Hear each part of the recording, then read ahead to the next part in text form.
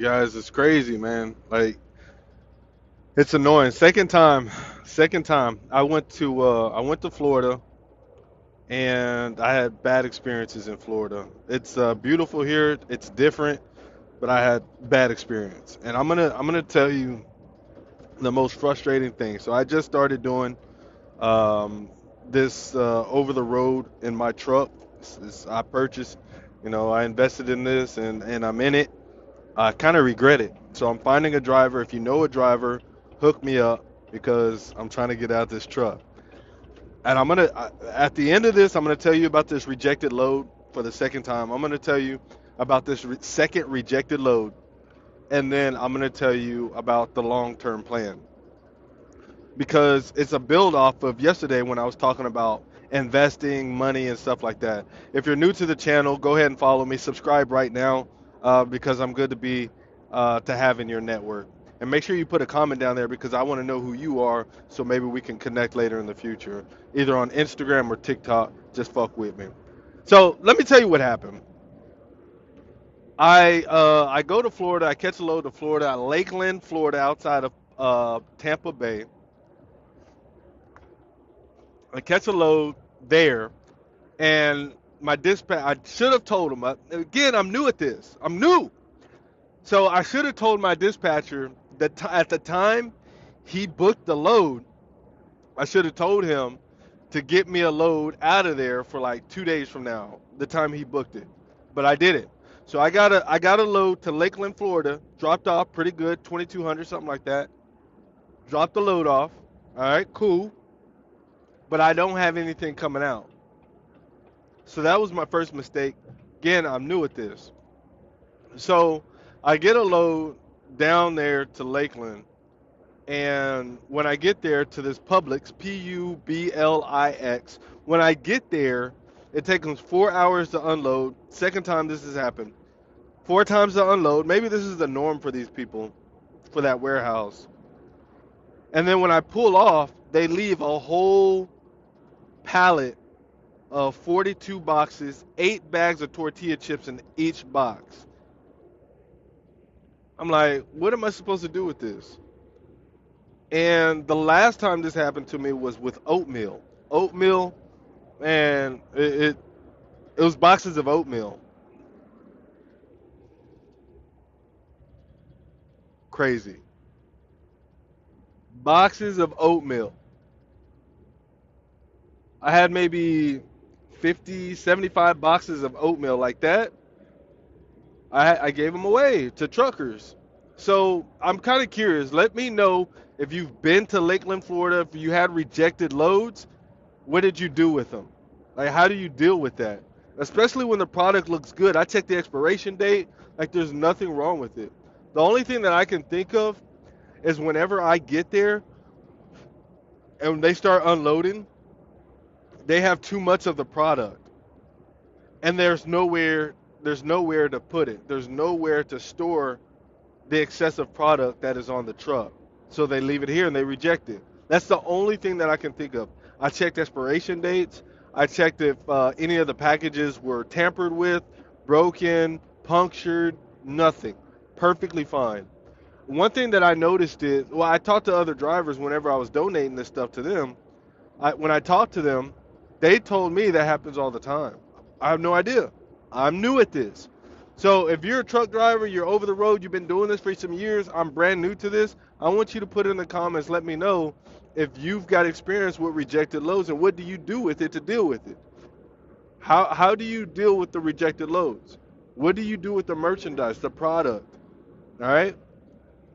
So let me tell you one more thing to end that story. So I did the right thing and I reached out to my dispatcher. My dispatcher reached out to the broker. All right. Immediately, they questioned me to see if I broke the seal, if the product was tampered with, and that's why they rejected the product. Like they questioned me to see if I did something. I'm like, man, come on, bro. I try to do the good thing, and they wanna find a reason not to pay me for my delivery. Crazy, crazy work. So that frustrated me. That pissed me off, y'all. It really did. But then it took me half a day to figure out what they wanted to do with it. By 12 o'clock p.m., my day's over. By 12 o'clock, they're like, well, let's find a donation station to, let's find somewhere to donate it. What? You want me to drive around to Salvation Army and Goodwill to see if they're going to take some fucking tortilla chips? Bro, I was pissed. I was pissed. I was pissed. And the whole reason for this was because they're going to get rid of the product, but the company that I'm driving for, that I'm brokering, dispatching, they was like, oh, well, we want to make some money. So let's find a place where we can write it off. Piss me off. I regret telling them that I had this product. I should have just went to a truck stop, dumped it, and kept on moving. That's what I ended up doing. I've got a nonprofit. I just wrote it off under my nonprofit and I sent it in.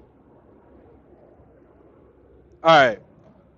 So at the beginning of the live, I had talked about how I was trying to get out of the truck. So this was like an investment that I wanted, like another residual income. I don't care if it's like $1,000 a week for me, right? So my driver gets 2,000 or 3,000, 2,500 a week.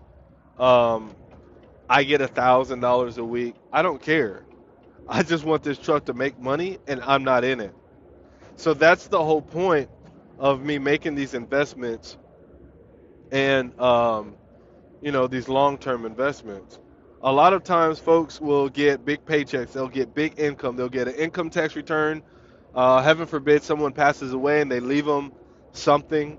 They'll get these large checks and they want to buy a house or they want to pay off, debt.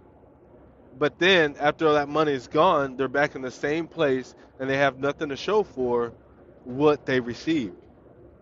You got 50,000, you got 70,000, you got 25,000, whatever it is.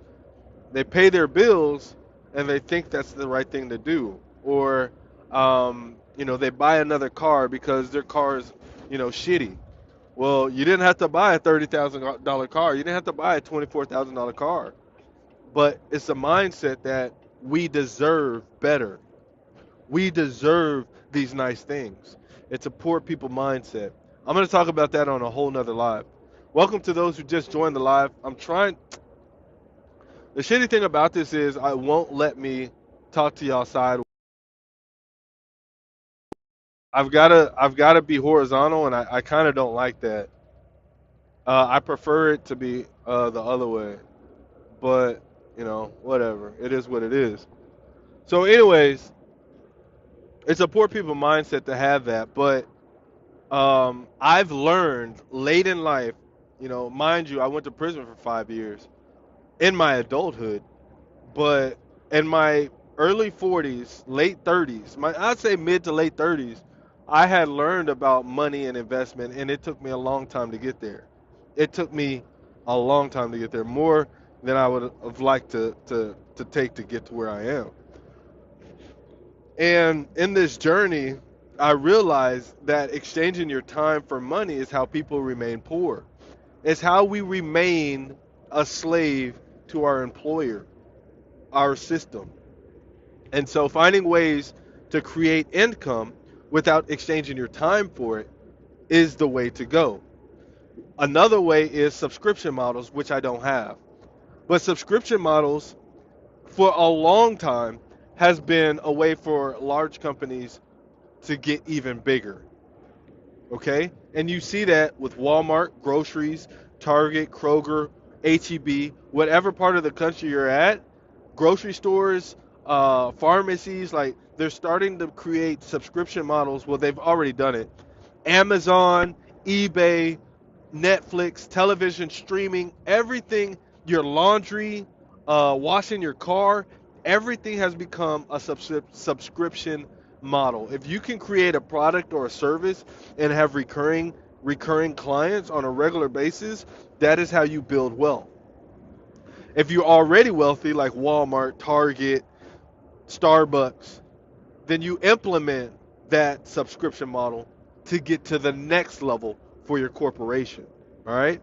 And I've seen this. I watched I've listened, I've read, and I've learned that, the ways in which the wealthy get wealthier, and how they pass down generational wealth. So I'm sharing the little bit that I know, I'm sharing it with you guys. And I hope you're humble enough to receive it.